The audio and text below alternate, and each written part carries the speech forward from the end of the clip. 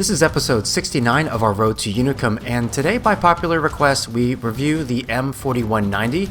This is a Tier 8 German premium light tank in World of Tanks, and based on the 1,400 plus votes on the community poll, this was the tank you guys asked me to review. I was actually kind of surprised because this tank is not always on sale, so I would assume that either tech tree tanks or tanks, premium tanks that are always available either through the shop online or purchasable with gold in the tech tree would be more popular, but nonetheless I'm happy to talk to you about this particular tank. This is obviously a tier 10 Redshire battle, continuing with that trend of showing battles where I am the bottom tier and how do you negotiate that. Now if you watch this tank carefully from the very beginning relative to some of the other light tanks on my team, especially the T49, this tank is very sluggish in terms of its acceleration. It also has a very large profile for light tank, so you can get yourself in trouble and have difficulty getting yourself out without taking damage. And what that enemy T100 light tank and our Sheridan are doing, they're essentially jousting 1v1 in a 15 versus 15 match. That makes absolutely no sense, and as a result, the Sheridan has lost a chunk of his hit points and the T100 is one-shottable. They simply didn't play that very smartly. Now, I did get spotted based on firing. What you can do here, this bush line for the north spawn that connects D6 and D7 is incredibly powerful for a couple reasons.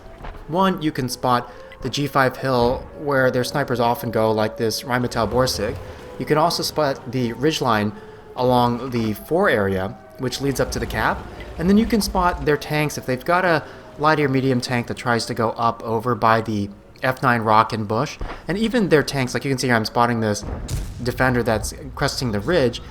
Early on, if I had gotten to the end of this bush line, what looks to me like the far southern part of that bush line, I can spot their heavies moving from the one spawn over to the east brawling area, and you can spot them early enough that those tanks can get shot at by non-RD and that they can get hit by RD. So we managed to spot almost 500 damage on this defender and soften him up quite a bit, because that really is, you guys have heard me talk about it before, the defender is face roll overpowered. It has tier 9 levels of heavy armor, but in a tier 8 tank.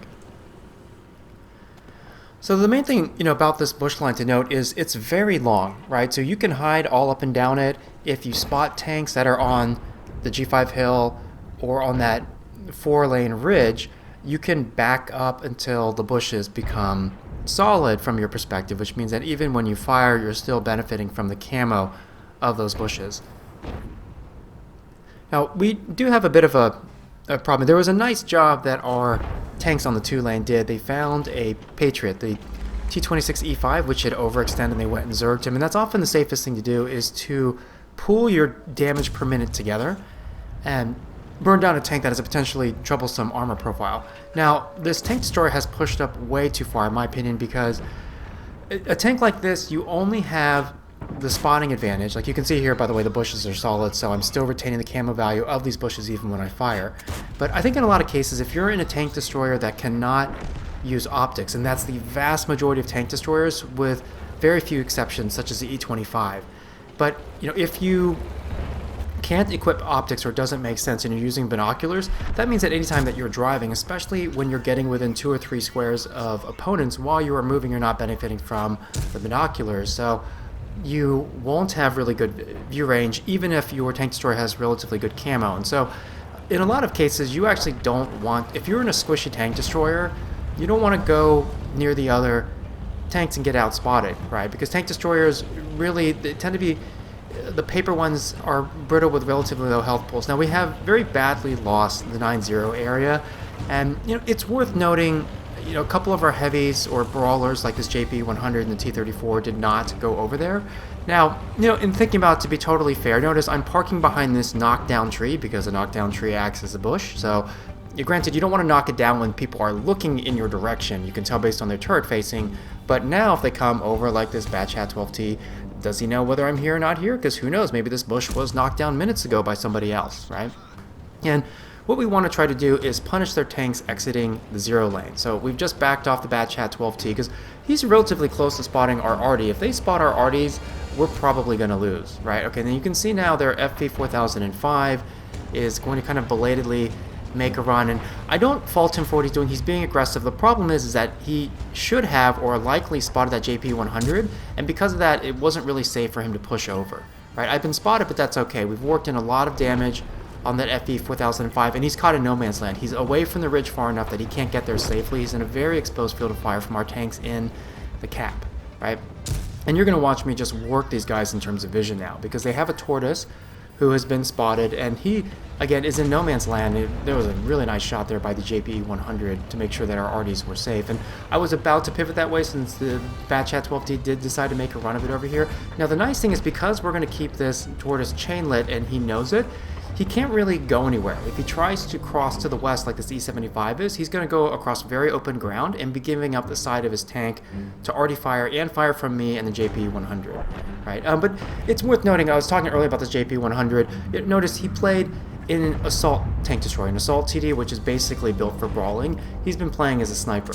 You know, and the main thing for me is, as long as he keeps his gun active, that's the number one thing. And I certainly do understand if this player was not overly enthused about the prospect of getting dumped on by 3 RDs, because that's what would have happened, right? Like if he went over because he's slow, and let's say he stopped at the C8 area, he's going to get pounded non-stop by RD, and he should, because he's a large target and he's got a very dangerous gun. Now, right there, the E75 is turning, and so he gave me his hull. That was a green pen indicator, but not sure exactly where the shell went. It didn't penetrate, and that's just how it is. You know, people complain about no pens and ghost shells and all this stuff.